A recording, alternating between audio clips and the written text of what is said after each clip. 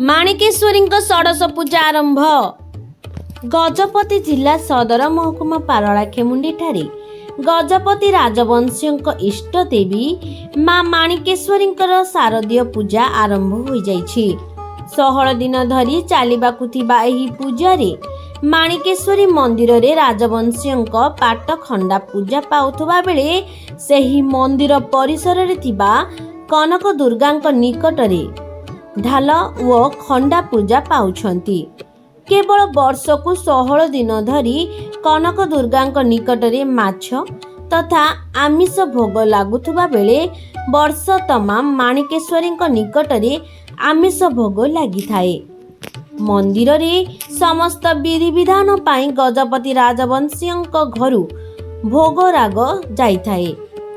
वर्षकु मांक 3टी प्रमुख उत्सव मध्यरु अंक उत्सव, शारदीय उत्सव व बसंत उत्सव पालन हेउथुबा बेले शारदीय उत्सव प्रमुख होइथाए, जहा 16 दिन धरी चली थाए।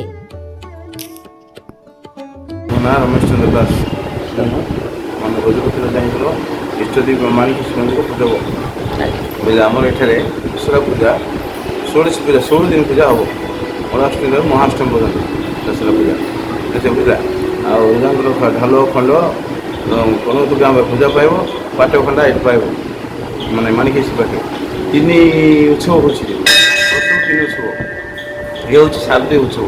शारदीय ये 16 दिन पूजा तापर अंक उत्सव अच्छे आगे शारदीय उत्सव आगे अंक उत्सव अच्छे भाद्रव मास 12 दिन हम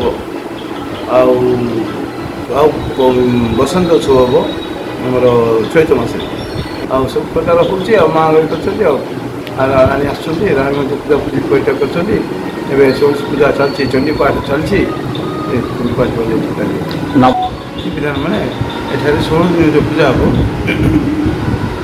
पूजा सब प्रकार जहाँ दरकार मानने आमिष पूजा होते माछ पूजा हो प्रतिदिन माछ पूजा हो 16 दिन मात्र कनक दुर्गा आम पाखे माछ पूजा हो वर्ष को माँ माणिकेश्वरी सबुदिन आमिष हो हूँ रजा घर आसिक पूजा सब जहाँ जहाँ विधि विधान अच्छी सब कल्याणी गजपति कर बर्तमान कल्याणी गजपति कर।